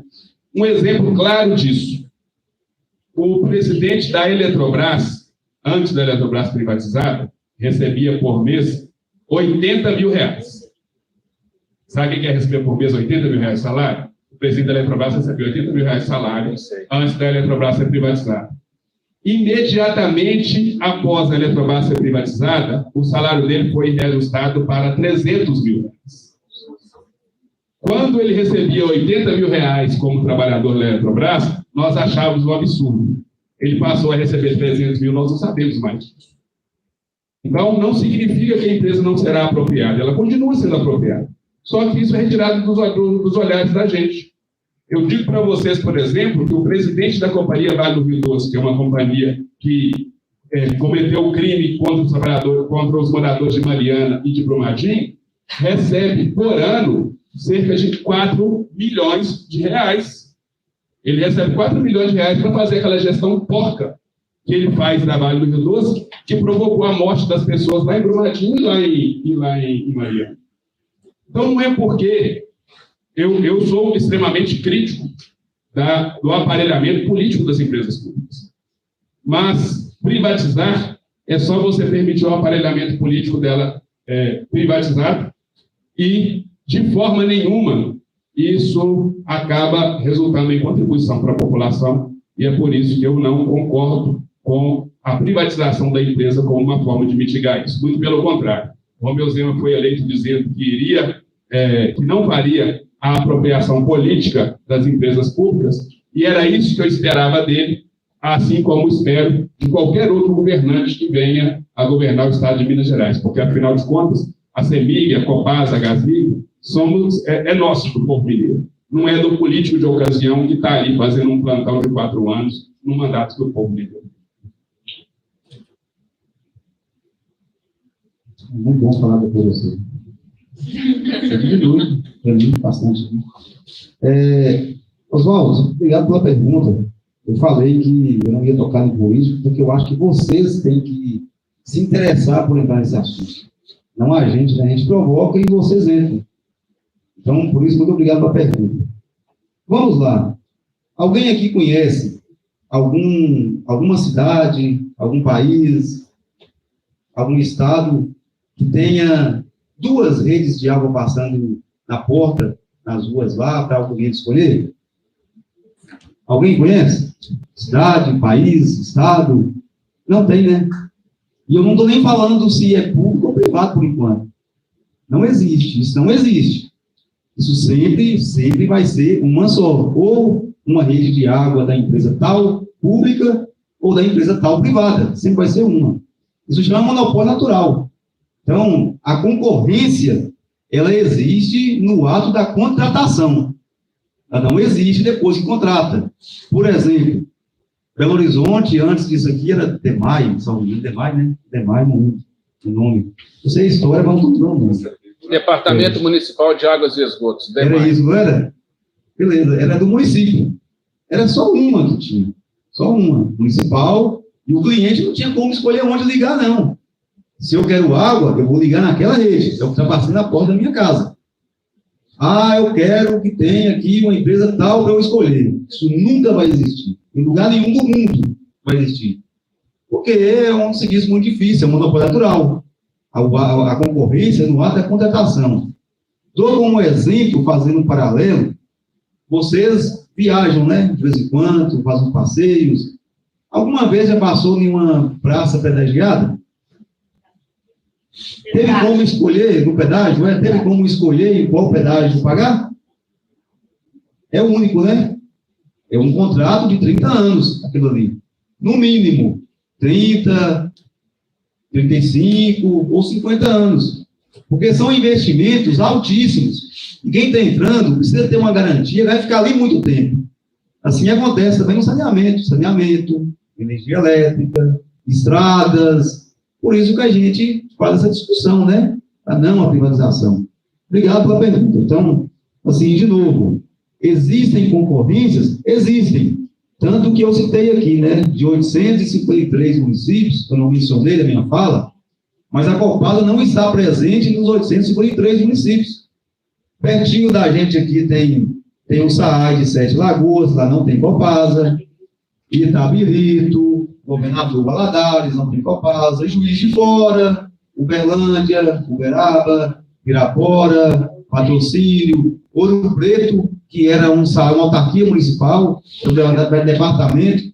Aí, por coincidência, eu acho que é só uma coincidência, depois que privatizou, o serviço ficou ruim e as contas foram lá para cima. Isso é o efeito da privatização. Agora, Perguntem ao pessoal de Ouro Preto, depois que privatizou o serviço, se tem concorrência. Se tem como, né, a população escolher em correntes ligadas. Não tem. Daí a outra pergunta do Oswaldo. Cabide de emprego. Cabide de emprego. Depois da Constituição de 88, para entrar nas empresas públicas ou de economia mista, é necessário fazer um concurso público. Não tem outra forma de entrar. Você estuda, faz um concurso público, torce para passar, e depois você vai entrar e virar um empregado da empresa pública, né? Então não tem cabide de emprego. Tem situações onde os políticos em situação, eles tentam usar essa empresa para cabide de emprego. E aí, eu vou ter que agora fazer uma coisa que eu não queria fazer, eu queria que só que isso fizesse aqui. Eu vou entrar na política. O governo Zema foi eleito prometendo privatizar a Copasa e privatizar a CEMIG, falando que são empresas ineficientes, nós mostramos aqui que não é ineficientes, e que para aumentar a concorrência, nós mostramos aqui que a concorrência no âmbito da contratação sempre existiu, e o monopólio natural, e falou que são empresas de cabide de emprego. Para entrar nessas empresas é através de concurso, mas tem como fazer indicações para cargo de confiança. Na Copasa, nunca teve um gerente ou um superintendente, Emerson, que não fosse concursado. Nunca teve. Aí o Zema agora teve a brilhante ideia de mudar o PCCS para colocar até 30% do efetivo de pessoal, de gerente, superintendente, para recrutamento amplo, ou seja, sem concurso público. Pegar qualquer um ali que tenha perfil e coloca lá para gerir a empresa. Tanto que o RH da empresa, hoje, pela primeira vez na história, não é concursado. O Zema mudou e colocou o RH no recrutamento amplo. Então, nunca foi. Está passando a ser agora. Não sei se vocês acompanharam aí, podem pesquisar, o tio Google vai responder. A última contratação do governo Zema. Ele alterou o PCCS, como a gente fala ele, é a diretoria a mando dele, é claro, né? Ele alterou o PCCS e contratou o presidente do Partido Novo para um cargo de R$ 28.800. Antes dele, entrou o Charles Evangelista, também de uma alteração do PCCS, para ganhar R$ 37 mil por mês. Charles Evangelista, marido daquela deputada, não vou falar o nome dela aqui, e que foi derrotado político também na última eleição. E está hoje trabalhando na Copasa. Então, assim, os nossos discursos, eles têm que ser, pelo menos, né, coerentes.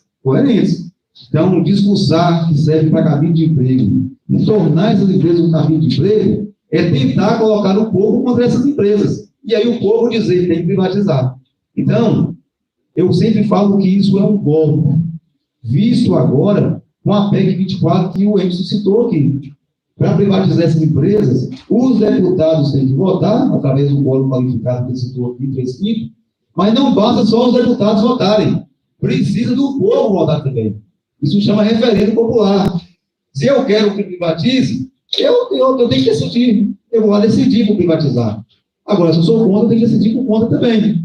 Então, o Zema, ele dá esse golpe no povo, tentando terceirizar as atividades que são importantes, para causar insatisfação, fazer um discurso de que tem cabide de emprego, de que não vai ter monopólio, que vai ter concorrência, para o povo, na hora, falar, não privatize.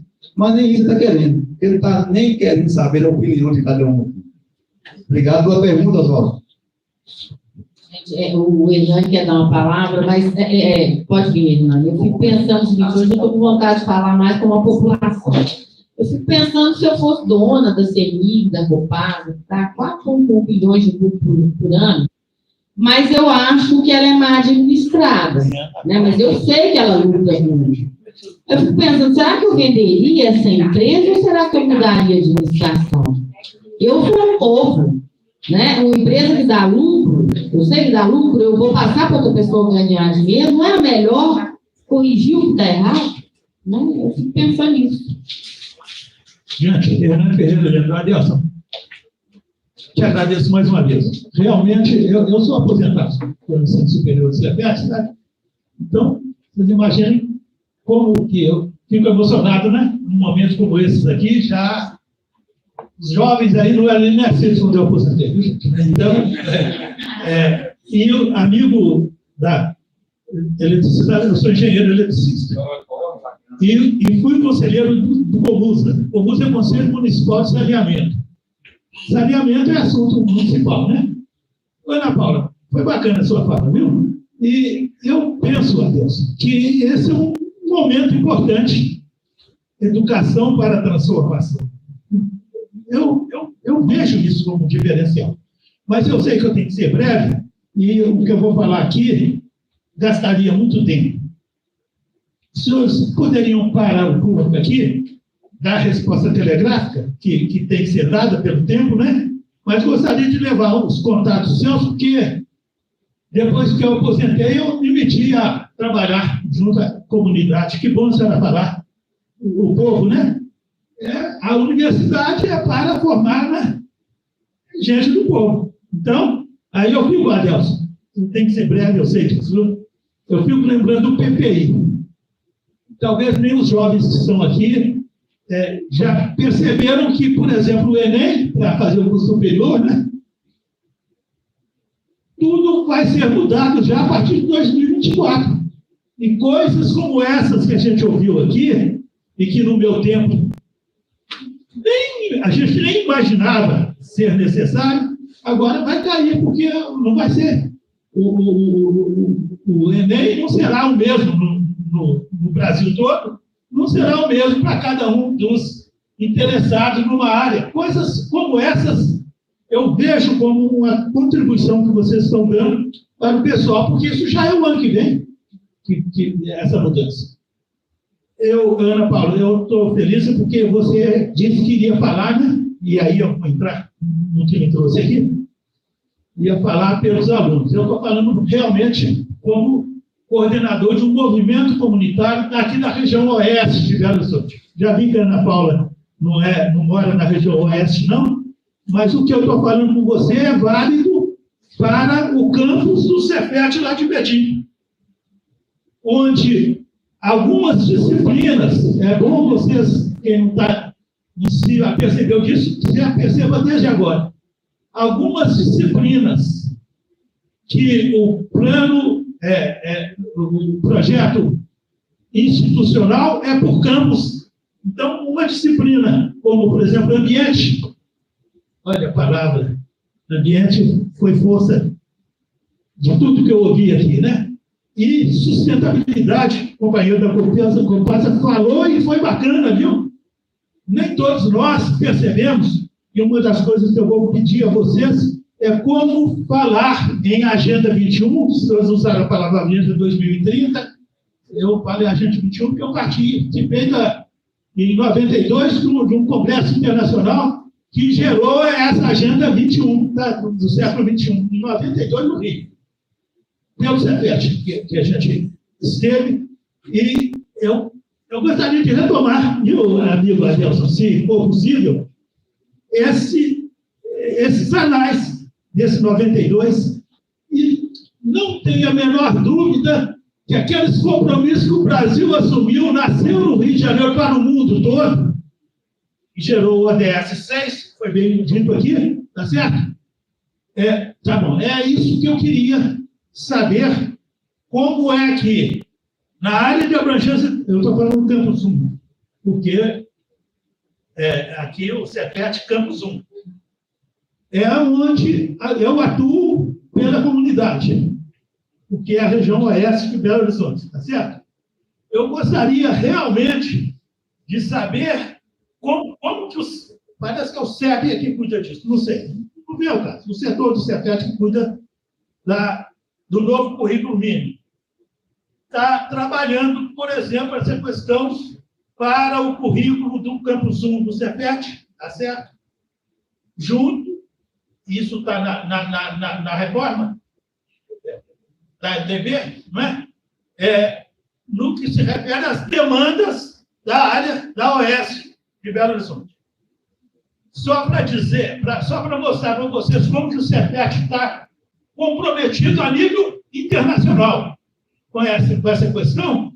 Não sei se todos vocês sabem, aqui o Campus 6 do Cefet, perto da Cabana, fez no ano de 2021 um congresso internacional onde se falava ambiente na região oeste de Belo Horizonte, tomando referência o pessoal da Cabana, quer dizer, pessoal mais carente, tá certo? E em relação à Copasa, e para encerrar, a Copasa e a eletricidade, eletricidade e eletrônica, eletromagnetismo, né? A questão de comunicação. Realmente, tudo que o senhor falar aqui, eu estarei como coordenador na Oeste, comunicando. Vou anotar, vou informar o que eu ouvi aqui, vou anotar e convidá-los. Vocês ou um representante de vocês, para, em cima das dúvidas que saírem ainda essa semana, eu farei essa reunião, eu passo para vocês, se vocês puderem estar presentes numa reunião com data a ser combinada, ótimo. Se não puder, pelo menos responde e a gente está conhecimento. O que isso tem a ver? Burocracia? Não, não é burocracia, gente. Tem um negócio que chama Lei Orçamentária Anual. Sabe até quando é que tem que ser feito? Para 2004? Até o fim de novembro, para se tornar em lei em dezembro. Quer dizer, nós estamos há menos de 2 meses. E aí, o que a gente acertar com o CEMIG e Copasa, a gente quer colocar em propostas para recursos, para coisas como, no caso do saneamento, vou dar só um exemplo para encerrar, cercadinho. Tratamento tem a ver tanto com a eletricidade como com a Copasa. Revitalização dos cursos d'água. É um vexame, realmente, nas periferias de Belo Horizonte, dos cursos d'água. É uma reprovação desse país, Brasil, da ODS 6, porque fatalmente a gente não vai cumprir o compromisso que o Brasil aceitou até 2030. Muito obrigado. Eu vou, então, pedir a vocês para receber a comunicação. Depois tem a resposta. Obrigado. Agradecer o Hernani, né? Alguém quer fazer mais uma pergunta? Milagre quer fazer? Vem cá, Milagre.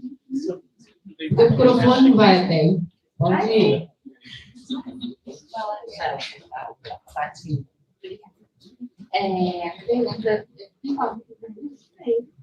Pergunta para você.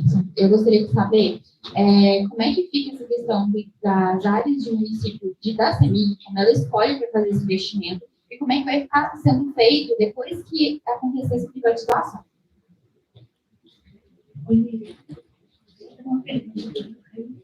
Mas aí eu não vai. Vem mais para cá. Vem para cá, porque as pessoas não vão ver quem está perguntando. E a gente está registrando para ficar. Para ficar no site.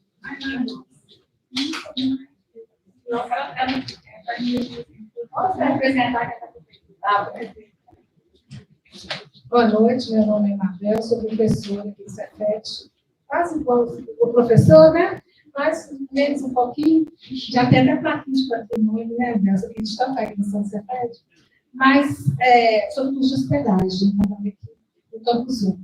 E a nossa questão é o seguinte, o nosso companheiro aqui da CEMIG falou sobre essa questão do zelo, para ter a questão da Constituição Mineira.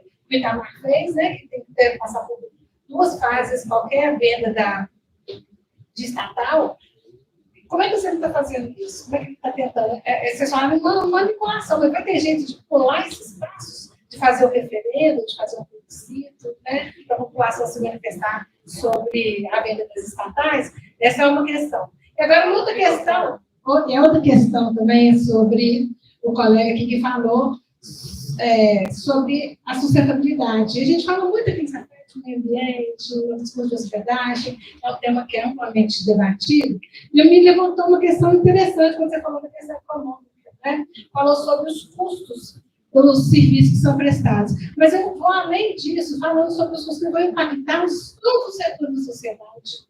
Não só a nossa conta no bolso, não, estou falando da economia, lá no comércio, na prestação de serviço, na indústria, que vai gerar um impacto negativo enorme. Eu queria que você comentasse mais sobre isso. Nós somos da área de turismo. Imagina o hotel, como vai ter que aumentar, os restaurantes, o tanto que vai aumentar. Todas as outras prestações de serviço vão repassar os custos do cidadão, né? Então, isso vai ser um desastre total. Então, sobre essas 2 questões que eu gostaria que vocês comentassem.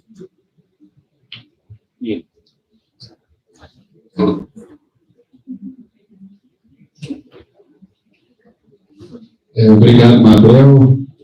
Niágara. Niágara. Niágara. Niágara. Nossa, que nome difícil. As cataratas do Niágara. Niágara como as cataratas. Dois debates bastante interessantes para a gente fazer, né? O primeiro deles, vou começar pelo fim, começar pelo Mabel.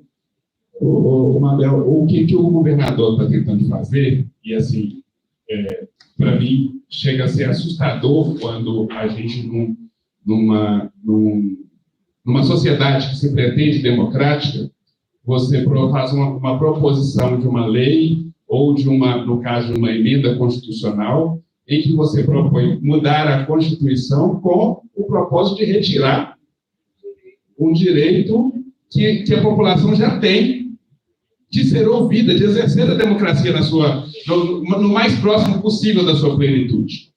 Então, o que o governador fez? O projeto de lei, o PL 24/2023, ele propõe, ele é bastante lacônico.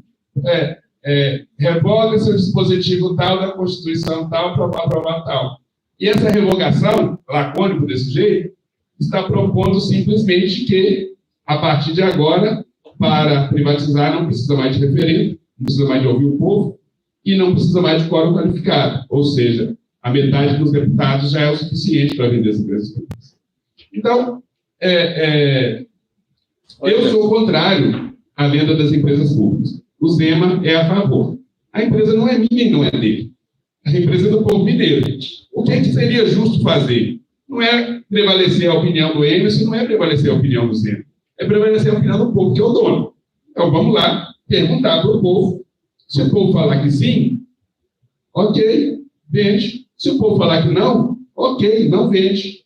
Mas o que ele está tentando fazer é diferente. Ele está querendo transpor o direito da população de ser ouvida e passar, então, a ouvir só através dos deputados, a resolver essa questão diretamente com os deputados. Porque a gente sabe que esse debate feito com os deputados, esse debate que não é feito à luz do dia, esse debate que não é feito às claras, é um debate que, para ele, é muito mais fácil, mas que, na minha perspectiva, é absolutamente antidemocrático, principalmente porque você já tem um dispositivo democrático que permite que isso seja feito. Agora, partindo para a pergunta da Niágara, hoje, o que acontece é assim, uma empresa de energia elétrica, para ela fornecer energia elétrica nas nossas casas, ela recebe uma concessão pública. Então, uma concessão pública tendo essa compreensão de que não é possível você ter uma montanha de postes, cada uma de uma empresa, o governo estabelece que o fornecimento de energia elétrica é a obrigação de um ente público qualquer. No caso nosso, no Brasil, é a obrigação dos estados. Assim como o fornecimento de água é a obrigação dos municípios. Mas o município, reconhecendo talvez a sua falta de capacidade, ou a sua falta de capacidade técnica, ou a sua falta de capacidade econômica, o que o município faz? O município delega esse direito a uma outra empresa, que pode ser uma empresa pública, no caso da CEMIG da Copasa, e pode ser uma empresa privada. Então, no estado de Minas Gerais, o direito de fornecer energia elétrica para a população de Minas Gerais, ela pertence à União, ao governo federal. O governo federal é dono da concessão. Então, o governo federal faz lá um processo licitatório onde ele escolhe, dentre as várias empresas que têm vontade de vender energia elétrica para o povo de Minas, uma das empresas. Então, a empresa que hoje é concessionária é a CEMIG, porque ela recebe essa autorização do governo federal e ela precisa cumprir algumas regras para ter essa autorização. Nessas regras, ela precisa cumprir uma série de requisitos de qualidade. Só que o governo dificilmente retoma da empresa a concessão quando ela não cumpre os requisitos de qualidade. O que o governo faz? O governo tem uma agência reguladora, no caso da energia elétrica, a ANEEL, Agência Nacional de Energia Elétrica, e a ANEEL fiscaliza e vê se você está cumprindo os requisitos, se você não tiver, você toma uma multa. É nesse sentido que eu falei, por exemplo, que a gente assistiu isso muito de perto no caso da Companhia Energética de Goiás, que, por sinal, foi privatizada. Quem comprou a Companhia Energética de Goiás foi a Enel, que é, por coincidência, uma empresa estatal de energia elétrica da Itália. Vejam vocês que coisa curiosa. Nós estamos vendendo as nossas empresas públicas para uma empresa pública de outro país. Nós vendemos a usina de São Simão, uma das maiores usinas de energia elétrica de Minas Gerais, para uma empresa pública da China. Nós vendemos outras duas usinas nossas para a EDF, que é a Electricité de France, que é uma empresa pública da França. Então, assim, nós estamos privatizando para outras empresas. Mas, para além disso, quando essas empresas assumem, o que eles fazem? Como o propósito, porque o empresário, eu compro uma empresa, eu comprei a empresa para ganhar dinheiro, o que eu faço? Eu coloco as pessoas lá, expertas nisso, para fazer conta, fazer matemática. O Eduardo, que já deu aula de matemática aqui, ele poderia ser um cara que fosse contratado para fazer isso.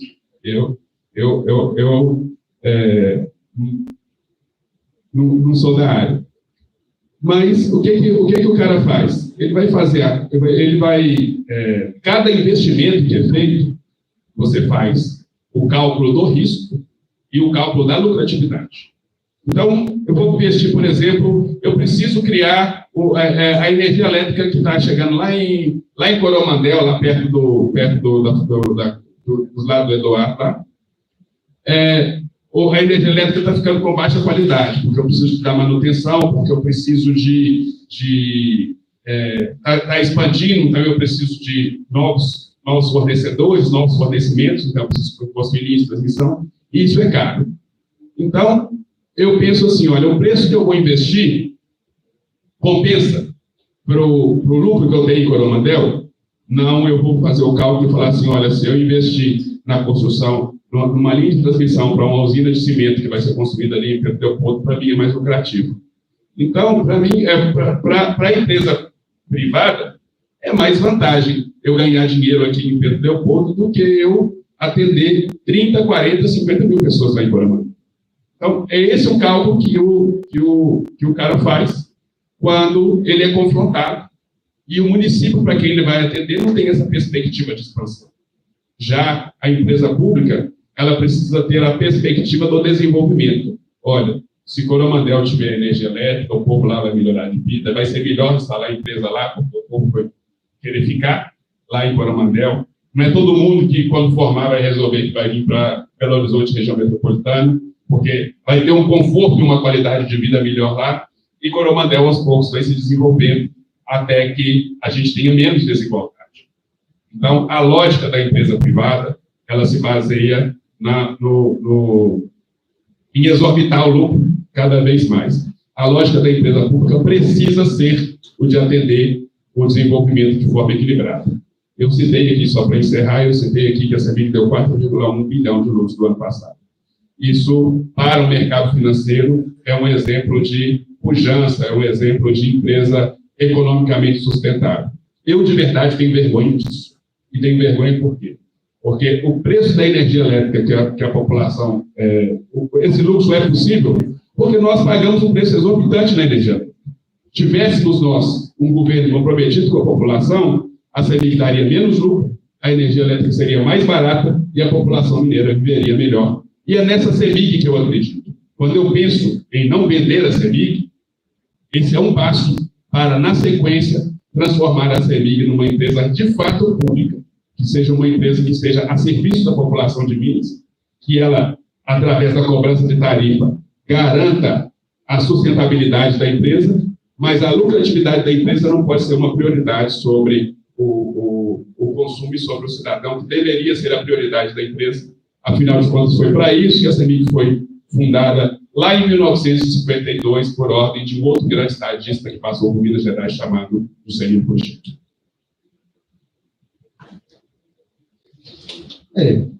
De fato, eu também tenho vergonha quando falo da Coparra da lucro. Eu tenho vergonha disso, sabia? A gente conversa, né? Nós somos sindicalistas, mas antes de ser sindicalista, a gente é empregado das empresas que a gente discute sobre elas. Eu tenho vergonha, de fato, em falar que a Coparra deu 800 milhões de lucro. Porque esse dinheiro tem que ser reinvestido no saneamento, no ambiente e tal, no povo, né? Por exemplo, do que o Emerson citou aqui em relação à CEMIG. E o lucro da CEMIG, 2 anos de lucro da CEMIG, era para comprar a Copasa. Sabia disso? A Copasa está avaliada em 8 bi a 10 bi, no máximo, e 2 anos de lucro da CEMIG, seria a empresa pública comprando na outra pública, né? E nós temos um governo que quer privatizar. Mas, enfim, por que dá lucro? Por que dá esse lucro? Porque são empresas de economia mista. Se fosse uma empresa 100% pública, igual SAI, igual saneamento, nós não daríamos lucro nenhum. Seria mais baixinho. Bem baixinho mesmo, igual era Ouro Preto. Aí você, uma empresa de economia mista, tem que dar um lucro para distribuir para o acionista. E se não fosse uma empresa de economia mista, fosse uma empresa 100% privada, aí o lucro ia ser muito maior e a tarifa ia ser maior também. Né? É a lógica do mercado. O Coromandel não está quase de cunha, não, viu? Ela perde dizendo. Perde patrocínio, tal. Você está fazendo turismo já, tá vendo? Já está fazendo turismo, né? Então, respondendo a sua pergunta, você acredita que eu tive um debate nesse nível, mas de forma local, lá na cidade de Nanuque? Né? Lá eu tive esse debate. Lá tem Copasa, mas não vai ter daqui 2, 3 meses. Porque a Copasa, a concessão venceu, e aí teve a concorrência, e a Copasa não quis participar, e uma empresa que presta serviço para a Copasa venceu a concessão. Vai operar em Nanuque, porque tem concorrência, tá vendo? Não precisou privatizar para ter concorrência. Sempre vai existir a concorrência. Sempre vai existir. E aí eu estava conversando com o presidente da Câmara Municipal, que chama Franklin, e explicando para a Franklin a questão do saneamento, a gente explicou aqui também.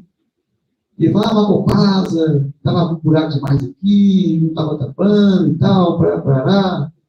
E aí a gente bateu tanto na Copasa que ela não quis nem participar aqui. Ela já estava vencida, não tirou a concessão, não rompeu o contrato de programa. O contrato é um documento jurídico perfeito, né? A vontade das partes tem que cumprir ali. Aí eu falei, Franco, tudo bem, mas você sabia que isso vai afetar diretamente o seu município? E como assim? Vai afetar a economia do seu município. E não vai, eu falei, vai afetar a economia do seu município. Porque aqui vai ter uma empresa que presta saneamento, mas essa empresa vai ficar só aqui, somente aqui. De onde vêm os técnicos, os engenheiros, pessoal para prestar serviço, para prestar apoio e tal? Tudo aqui. E vai ter uma quantidade pequena de pessoas que prestam serviço. Com salário mais baixo, não que o salário da Copasa seja alto, mas o salário do privado ele é bem mais baixo para quem está no serviço operacional e muito mais alto, como ele explicou aqui, para os casos de confiança. Né? Eles tiram do operacional, o serviço que é o dia a dia ali, para pagar para quem, entre aspas, manda na empresa. Eu pensei, sabe por que vai afetar, Fran? Porque o pessoal não tem que vir para cá mais, e vai ficar no hotel, as redes, os restaurantes vão ser afetados, além dos hotéis, as clínicas, né, de saúde e tal, enfim, um monte de coisa para ele. Você vai ter aqui, você vai tirar aproximadamente R$150 mil por mês no município. Isso aí é reduzido o outro entrando, entendeu? Eu fiz o cálculo, ele doidou. Aí ele me chamou para ir lá fazer esse discurso para os demais deputados. Eles perguntaram, como que eu faço agora? Tem como reverter isso aí? Eu falei, infelizmente não tem. Porque o processo licitatório é legal. Ele é legal. Não tem como vocês mexerem com isso demais, não. Vocês teriam que ter pensado nisso lá atrás, para que a Copasa tivesse pelo menos a boa vontade de participar. Porque a tarifa da Copasa é pública, todo mundo sabe. Ela não quis participar. E aí, como exemplo, eu dei a cidade de Salinas, que é de onde eu sou. Sou de Salinas, de novo, perto da Cachaça. E lá tem Copasa. E a Copasa, na gestão do governo Zema, acabou com os distritos operacionais. É como se fosse superintendência, né, na município, entendeu? Aí lá acabou com os distritos. E um distrito era em Salinas. Aí o povo que não gosta da Copasa, que tem quem gosta, quem não gosta, bateu palmas e falou, oba, oba. Aí saíram de lá 30 trabalhadores. Ou seja, levaram consigo os tickets, né, cesta básica, levaram o dinheiro que eles recebiam, os salários e tal, e levaram para outro município. E aí os restaurantes foram afetados. E aí 2 donos de restaurantes chegaram para mim, pessoas que já me conhecem, falaram, por que o pessoal da Copasa não está vindo aqui mais? Acabou. Ué, porque acabou o distrito aqui. Ah, mas eu vejo o pessoal trabalhando na rua. Sim, eles trabalham. A Copasa vai continuar aqui. Mas a estrutura administrativa, elas foram para outro lugar. E quando tiver que resolver essas demandas, vão ter que ir lá na cidade de Janaúba, e vai ter que usar o hotel de Janaúba, o posto de combustível de Janaúba e o restaurante de Janaúba. Então, você vai mudar essa política essa economia local para outro lugar. Então, afeta a economia municipal também. Foi aí que ele entendeu, né? Porque a gente tem que ter cuidado em bater nas empresas públicas sem ter um conhecimento. Porque agora vai entrar lá um privado que presta serviço para a Copasa, para fazer um saneamento que ele não tem know-how. Então, assim, infelizmente, mexe com tudo, né? Eu falo com o pessoal que saneamento, assim como a energia elétrica, é uma questão muito complexa. Se a gente for discutir cada ponto de forma detalhada, a gente vai discutir a economia local, a gente vai discutir a questão do meio ambiente e social também. Dá para a gente ficar aqui o dia inteiro discutindo isso, mas ela vai ficar. Mas, assim, infelizmente, tem pessoas que não conseguem enxergar isso, infelizmente. E as pessoas não começam a dar valor quando perde. A exemplo está acontecendo na minha cidade. O povo perdeu com a queda do distrito, mas a Copasa continua lá. Bom, pessoal, nós estamos chegando ao horário de encerramento, né? A gente quer cumprir o horário. Eu acho que, como os palestrantes falaram, é um assunto realmente muito extenso, né? São muitas variáveis a ser consideradas, né? Eu acho que a mensagem que a gente quer deixar é o seguinte: são empresas que são nossas, né? Empregados nossos, porque os EMA, os deputados, são empregados nossos, né? Eles estão lá porque a gente colocou. Querem vender. Qual é a nossa opinião? Né? A gente tem que ter a capacidade de buscar. Nós temos já vários municípios mineiros que não têm Copasa, né? Foram citados. Vamos pesquisar como é que será que está Ouro Preto, né? Os municípios que foram citados. Será que melhorou mesmo? Eu acho que isso é importante, porque a gente tem que brigar para dar a nossa opinião, mas tem que ter base. Né? Se melhorou, beleza, vamos caminhar. Né? Nós temos vários serviços que são privados, o transporte público em Belo Horizonte é privado. Né? Será que isso funciona muito bem? Né? Não sei, a gente tem que... Eu acho que o que falta hoje em dia é a gente buscar essa informação. Não dá para decidir nada sem conhecer, e as variáveis, né, são muitas. Né? Nós temos tarifa social de energia, de água. Será que vai ser interessante ser mantido isso? Isso dá lucro? Eu posso ganhar um pouco mais em cima? Então, buscar essa informação, né? E cobrar que a gente possa decidir, porque isso é nosso. Né? O que a gente quer para a energia, para a água no nosso estado? Né? Você quer fazer? Só para encerrar, né? Bom, se alguém não tiver assinado a lista para o certificado, me procura depois. Tá bom. Bom, eu agradecer a presença de vocês, principalmente aí da Ana Paula, do Emerson, do Eduardo, todos que estão participando, né? Mas eu queria fazer três comentários básicos. Nós temos no chat um companheiro que localiza a ideologia do mercado. Tem vários comentários. Né? É meio desigual eu responder a ele, porque ele não vai ter a possibilidade da tréplica. Mas eu quero falar duas coisas para ele. A primeira ideia da privatização é a ideia da eficiência. Né? Que as empresas privadas são mais eficientes que as públicas. Elas são eficientes, sim, mas do ponto de vista de geração de lucro, e não do atendimento às necessidades da população. É isso. As empresas públicas têm problemas? Tem, mas o Emerson ficou muito feliz. Controle social, acompanhamento, a população. Uma empresa pública pode ser alterada, a gestão dela em benefício do povo. Uma empresa privada, não. Porque ela está a serviço do lucro. A eficiência a serviço do lucro. Esse é o ponto. O segundo, um argumento que apareceu no chat. Não tem que fazer referendo, porque nós já temos os nossos representantes do parlamento. Né? A Assembleia Legislativa é a casa do povo. Não é a casa do povo, pessoal. É a casa da FIENG, é a casa da mineradora, é a casa do grande capital. Eu não estou representado naquela Assembleia. Eu quero ser ouvido como mineiro. Eu quero dizer, não quero que privatize. Então, é uma falácia falar que a Assembleia Legislativa é a casa do povo. Não é. Ela representa majoritariamente o capital financeiro, as mineradoras, quem trabalha a serviço do lucro. Majoritariamente, essa é a Assembleia. Ela precisa ser pressionada para atender as nossas demandas. Então, é uma falácia dizer que cabe à casa do povo resolver por nós. Não cabe. Essa delegação que nós fazemos é uma forma representativa que tem que ser combinada com a democracia direta. E o referendo é democracia direta. A gente não pode abrir mão disso, a gente não pode deixar o Zema fazer isso com o povo de Minas Gerais. E aí eu encerro a minha fala dizendo, qual o objetivo primeiro desse debate? Eu falei aqui no início. A ideia é que a partir do noturno, e eu estou dizendo do noturno, porque muitas vezes o noturno fica esquecido aqui na escola, que a gente possa construir um coletivo aqui à noite para dar sequência a uma proposta dos movimentos populares, a gente fazer um grande plebiscito popular em Minas Gerais inteira, consultando a população. Quer dizer, o Zema não quer consultar, mas nós vamos consultar. Nós vamos fazer um plebiscito popular em torno das questões ligadas à privatização da Copasa e da CEMIG. E aí, Hernani, a sua extensão lá na sua comunidade vai ser fundamental. A gente quer colocar uma ONU do plebiscito popular lá na sua comunidade. Então, a sua fala aqui é muito importante. A liderança que a Paula pode ter, mais vocês que estão aqui até o final, vamos construir esse plebiscito. Esse debate hoje é apenas o início. Que foi a turma de hospedagem está de prova, eu não estou inventando isso agora. Foi quando a gente começou a conversa. A gente quer construir com vocês no noturno. Nós vamos ver quais são os próximos passos, para que a gente possa organizar um plebiscito popular no Cefet, a partir das turmas do noturno, que vocês que estiveram aqui. Então, eu estou reforçando esse convite e vou voltar nas turmas para falar sobre isso com vocês. O Cine Cefet vai apoiar o plebiscito, vai contar com o apoio do Sindágua, do Sindeletro, de outras entidades sindicais populares. Nós vamos fazer o plebiscito para mostrar para o Zema que o povo de Minas não quer a privatização, para poder levar esse debate entre o público e o privado. Então, agradecer muito a presença de vocês, pedir desculpas pelos desacertos aí do espaço. Eu cheguei aqui, eu estava muito cansado, gente. Aí, quando eu vi essa coisa fechada, eu falei assim, eu não vou mexer com isso, não. Acho que a gente está com a expectativa que não vai ficar tão cheio.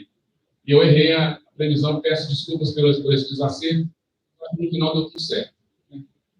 Não tenho a paciência de vocês aí, eu agradeço. Podemos encerrar? Vamos, foi bom aí. Muito obrigado, então, boa noite.